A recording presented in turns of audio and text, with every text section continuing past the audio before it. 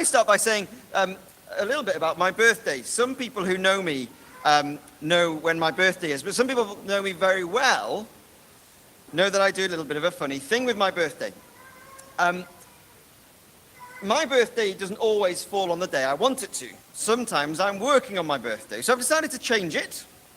And my birthday, instead of it being on the 14th of June, which is when it says in all the documents, I've decided I'm going to change my birthday to be the second Saturday of June. That's really helpful because I always get my birthday on a Saturday now. It means I always get a day off on my birthday and I always get to have the celebration on the second Saturday of June. I like that as an idea. You might think that's a bit strange, but you've probably noticed that Christmas every year is always on the 25th of December, and that changes. But Easter is always on a Sunday. Easter's got the right idea. Easter always wants to be on a Sunday, so we always celebrate Easter on a Sunday. It's movable in terms of date, but we keep it on a Sunday. And in fact, it being on the Sunday, the first day of the week, is something that I think is really, really very helpful. And I hope that today, by the end of today, you'll be really encouraged that we celebrate Easter on the first day of the week. To get that, you need to sit down. I hope you're going to be really encouraged by the fact that we celebrate Easter on that first day of the week. Let me tell you Mary's story. It's a story that was read for us.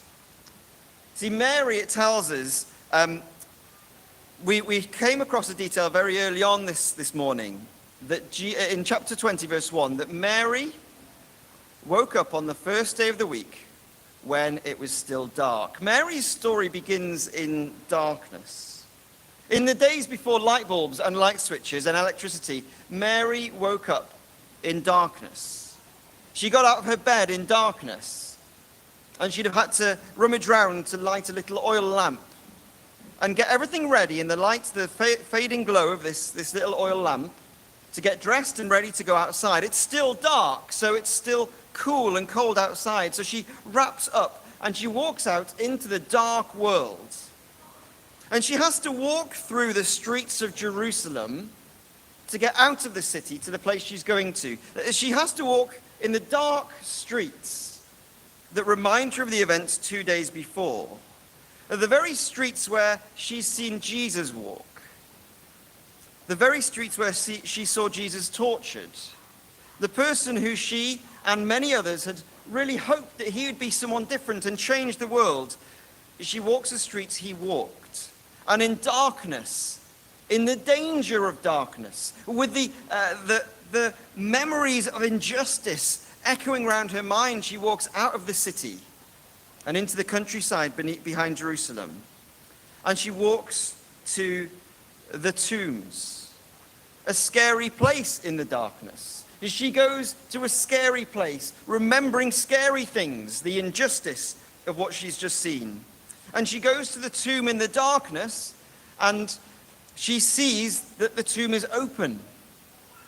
Now that is a scary thing. If you went to a grave in the dark, only to find that it had been dug up, you would be pretty freaked out. And she goes and finds this pretty scary thing. She goes, as we saw in the kids' slots, she goes to speak to Peter and John, and they come back to the tomb with her. They have a look inside, and then they leave, leaving Mary alone in the darkness, weeping. Mary's story is one that begins with weeping and darkness on the first day of the week. But she sees a light in the darkness. We're told that she sees two angels. The children have lifted up those angels, they've colored them, but those angels are still white, even though you've colored them.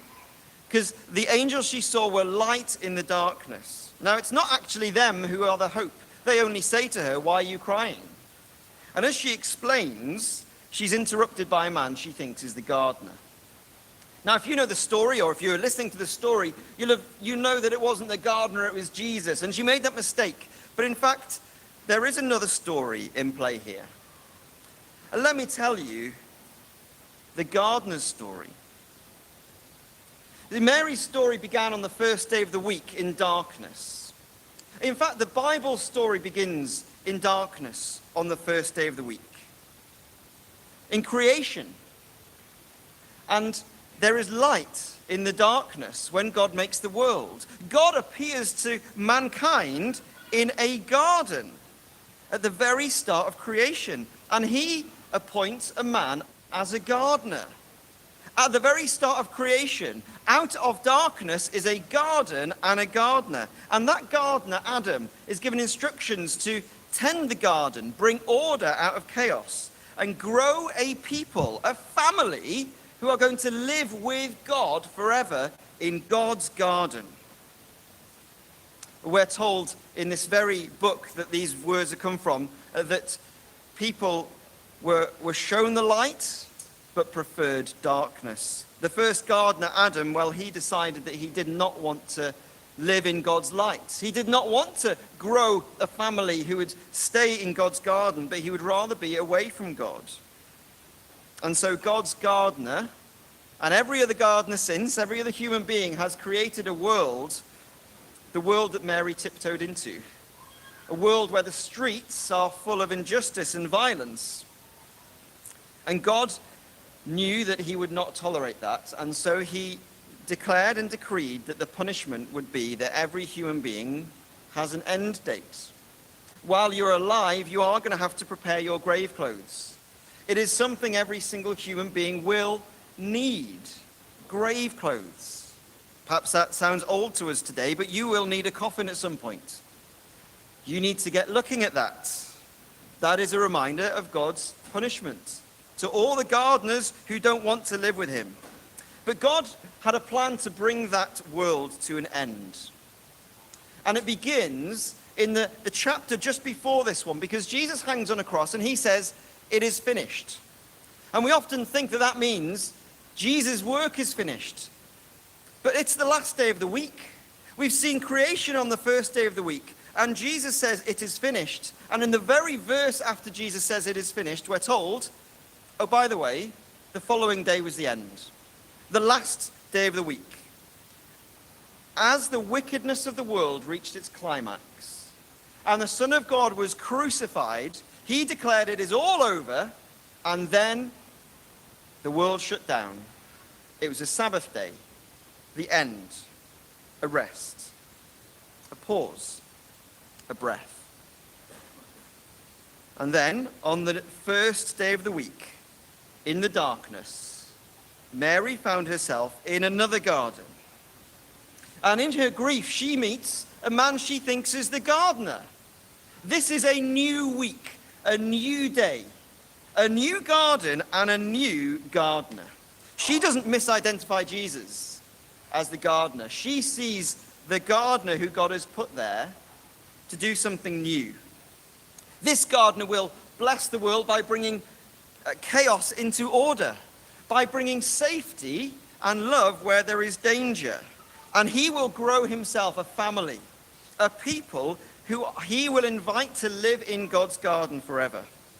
And we know that this gardener only ever does what God says, and we know that this gardener will never, ever need his grave clothes again.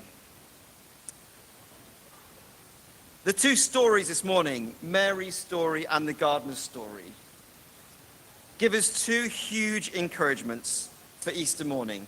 And I really hope that you go away encouraged by these two things. Number one, these stories show us that this is the start of a new week. On the first day of the week, while it was still dark, Mary went to the garden, and who appeared to her was the gardener. A new gardener doing something new. If that is true, if Jesus was resurrected from the dead, and he is the gardener, doing properly what Adam should have done, then we are at the start of a new week that does not end in death. Death and darkness are not going to have a place here. Death and darkness don't have the final say. Now, you and I live in a world and we're resigned to the fact that suffering and death is part of this. I don't doubt that at some point in this last week, you've been reminded that death and darkness are part of this world. Maybe you've been sick, or someone you know is sick, or you've been concerned for someone who's sick. Maybe this week you've been treated badly. You're living in Adam's world. Maybe this week you've watched the news and seen violence and evil people. I'm sure many of us at this time of year remember those who are no longer with us. There is a pain of death. We get resigned to what we're used to, a world where the final say is death. But I want to remind you this morning, Jesus at the end of that week said it is finished, and then a new week began. A new week began with a gardener who was never ever going to die. Now, death and suffering is still part of our experience, but in this new week, if you trust in Jesus' death and resurrection, this week, death doesn't have the final say. We are not resigned to Adam's world. We look to Jesus' garden, a hope of restoration and renewal. One day, all things finally made right because of the gardener who gets it right. With our hope in Jesus, we see the dawn of a new future. And the second encouragement for you this morning is that we all get to be gardeners. When Mary recognized Jesus as the gardener, as I said, she didn't misidentify him. She knew he was the gardener. And he said to her, well, don't just stay here. Don't just stay here clinging to me. He says, go and tell people. Go off and tell people that I will ascend, I will rule, and I will bring people into the garden. Mary was given a role to play in growing this garden, growing the family of people who will be in God's garden forever. And if you count yourself as one of God's people, as one of the people who hope in Jesus' resurrection, then you get to grow the garden too. When Jesus sends Mary to tell others, we can tell others what Jesus has done. And that grows his garden. It grows his kingdom. It grows the family of people who love God and enjoy him forever. Now, Mary said, I've seen the Lord. Now, you don't normally say that. I don't know anyone who's kind of rushed into church this morning saying, I've seen the Lord. But I really do hope that you are used to coming to church and in some way or other at the hub or a connect group or over coffee afterwards or whenever you meet other Christians, I hope you're used to saying to people, what is the Lord doing this week? Where have you seen the Lord at work this week? We want to be a people who share what the Lord is doing, who share how we have seen the Lord. How are you learning about Jesus in the Bible? What have you seen that's encouraged you? And when we tell people that, whether that is people in church or people outside of church who don't know Jesus, when you tell people that, well, you are tending the garden. You are being a gardener with Jesus. You are growing the family of people who will come and live in God's garden forever. I want you to be encouraged that there is real purpose, real value, eternally, in when you speak to people about Jesus and when you live like Jesus towards others. That is getting to tend his garden.